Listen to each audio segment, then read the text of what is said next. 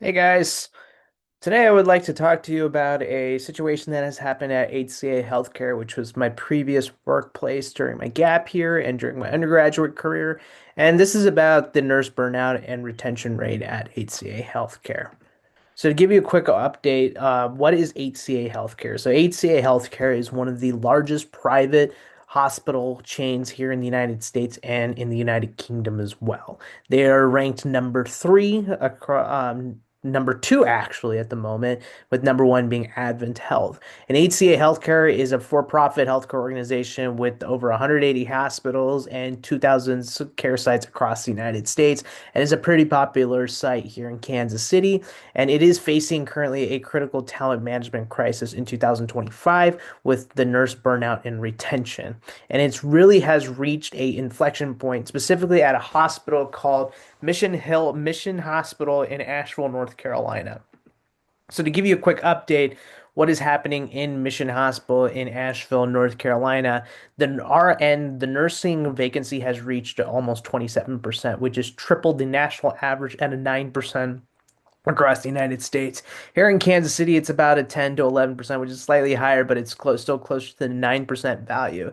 And the reason why this has happened is because there is chronic understaffing, which is causing a uncompetitive compensation. There is a reliance on a lot more travel nurses, which can become very expensive for the hospital. And there's an inadequate pipeline development line for the nurses at that hospital. Also, there is emotional and physical burnout happening at that hospital from the high patient to nurse ratio, with there being almost 6 to 7 patients per nurse, which is extremely high in certain departments within hospitals, and there's a limited recovery periods within the hospitals. And also, there is low engagement and a lack of upward mobility that a lot of employees are feel like they're facing, with many nurses citing the absence of professional development programs and clinical ladders. And also, there's a diminished voice for the nurses in the decision making at the moment, which is making them feel very disempowered, making them feel worthless and detached from the organizational strategy. So as a result, there is a lot of low engagement and a lack of upward mobility happening within the hospital, with many nurses having that lack of professional development, and there is just a diminished voice in the decision making for many nurses, making them feel detached from the organization. So, what were the past efforts to fix these failures? This problem has been going on a while, and they did have some plan, but it did not really work out at the end of the day. So, they had something called Wellness Wednesdays, which is kind of like just a mental health day on Wednesdays, but it just had no structure and it did not follow through. And it's just because the employees were not following the program very specifically to its best standards. And also, there were bonuses offered for short-term games only, but that just cannot really help with the burnout, with the mental burnout. And also, there were peer supports, but they were not really that well integrated and supported within the hospital system. And within the Wellness Wednesdays, there were many financial incentives, there were peer group support that failed to generate the sustainable change due to the inconsistent implementation. And there was just a lack of system-wide integration, and there was just no long-term career growth. And that just kind of really stemmed a major problem as a result. So, what is the impact on the past strategic objectives? So, there's just a minimal involvement of nurses in many strategic decisions. The understaffing has been tied to multiple preventable deaths, and the CMS causing a lot of immediate jeopardy on patients.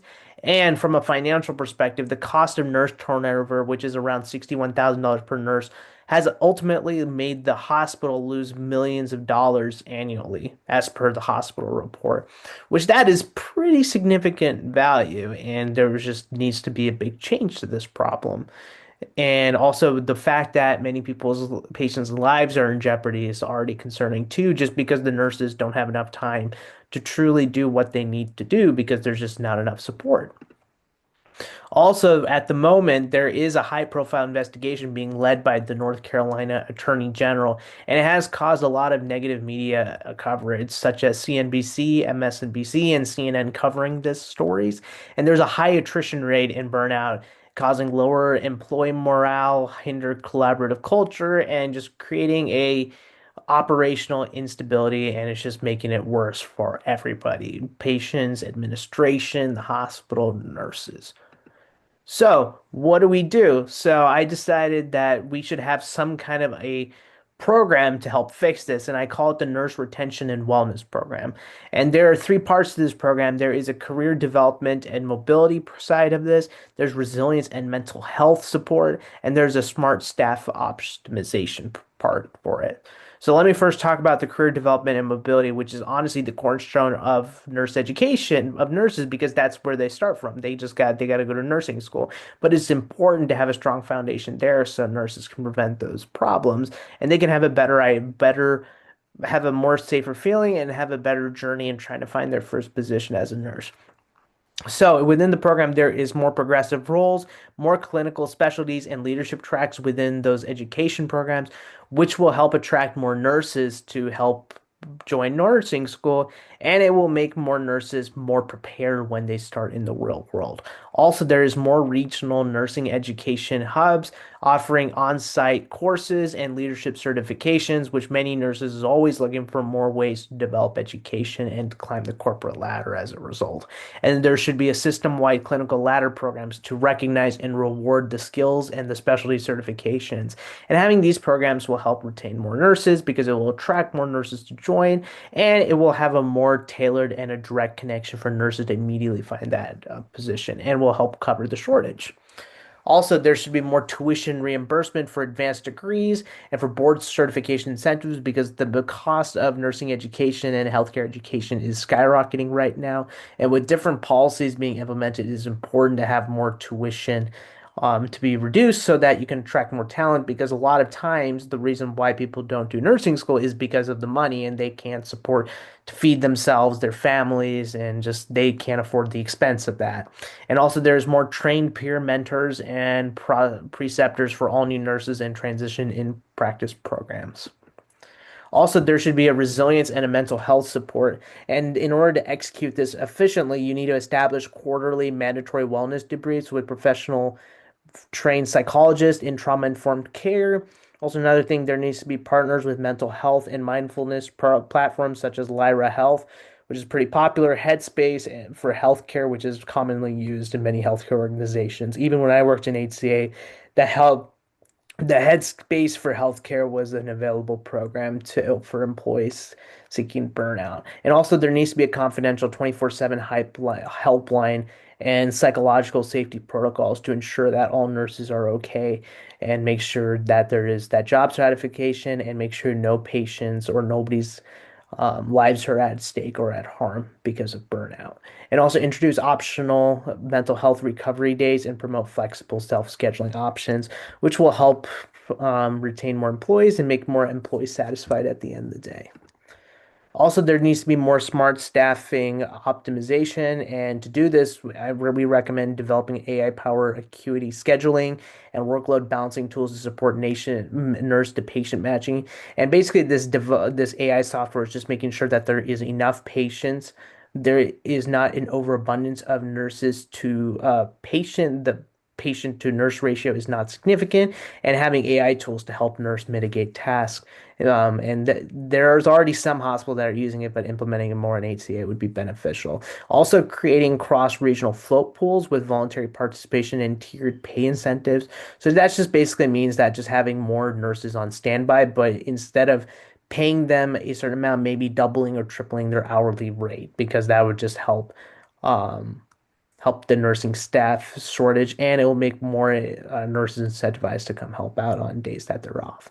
Also, launch a real-time dashboard for nurse managers to monitor unit acuity, burnout risk score, and shift coverage. Because from my experience, we did not even have that when I worked at HCA. Basically, if a nurse is not feeling well or an employee is not feeling well, you just text the boss immediately. But sometimes the boss does not let the entire staff know that, hey, this person is not going to be here today.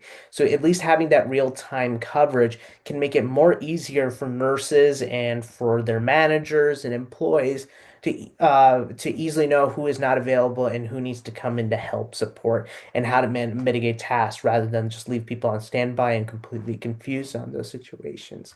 And also invest in more predictive and analytics to proactively identify high-risk units and staffing vulnerabilities, and that's just through AI technology would be pretty beneficial.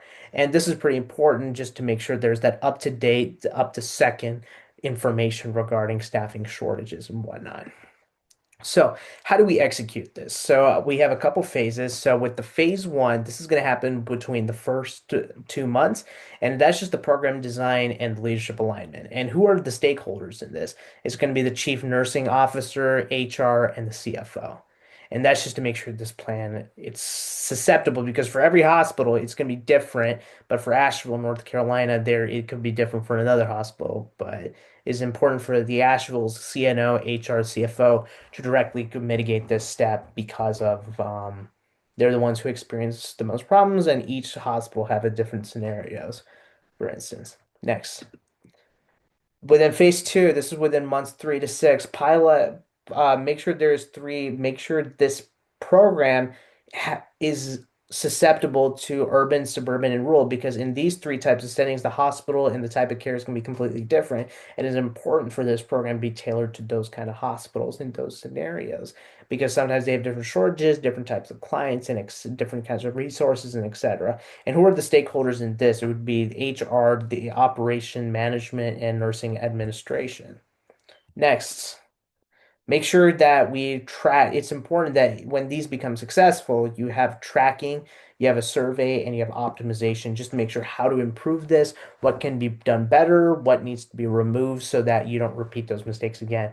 And who is important, who's in charge of this? It would be the workforce analytics team and the quality team. Next, this would be the last phase, pretty much, would be scale the program across HCA. So make sure this can be implemented to all over the 180 hospitals. And who's in charge of doing this? This would be the C-suite within the hospitals, regional directors, and the CEOs of the company, and the CFO for the entire HCA organization. Next, so how do we evaluate these metrics? So to make sure this is successful, there's a couple metrics that are important to make sure this happens correctly. So there would, number one, be a 20% decrease in RN nursing turnover within 12 months.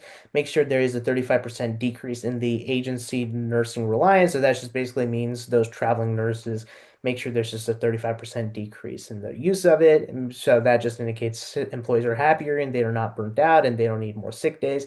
25% improvement in employee engagement and resilience, a 15% reduction in preventable adverse events, and a 90% participation rate in the clinic career pathway or mentorship program.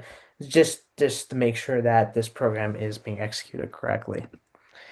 So there are current program. What is the current program and policy for HCA for their employees starting off and whatnot screening? So the standard HCA nurse, there's a standard HCA nurse hiring protocol and interview guide that they use across all hospitals. And this can be, for instance, for like med-surg RN, it's the same exact script and the same exact methods. Also, there's also a nurse exit interview used across most HCA facilities. And there's also current voluntary well-being toolkit offered at the moment within HCA. And these documents, and the problem with these documents and these programs is that there's a lot of inconsistency, specifically in hiring standards of really bad onboarding support, me included. I mean, I've onboarded with them and it took a couple months unnecessarily, but I heard they're making improvements, which is good, and an overly transactional approach to retention. So there's also three articles that I researched that kind of talks about this, and it could be really implemented to HCA Asheville and also across HCA in general. So there's an article called Safeguarding the Retention of a Nurse, which is a systemic review. And so one of the major takeaways from this was that there's many pull factors that keep nurses, such as job satisfaction, organizational commitments, which is important why we need to do that needs to be a priority when trying to help nurses retain jobs. Identifying environmental, relational, individual factors across many generations are important, and providing a nurse intention to stay framework, which is a structured way to address retention, is very important. And in order to, this should be implemented within HCA, these ideas by creating programs enhancing teamwork, mentorship, recognition, and professional belonging, which we've talked about already.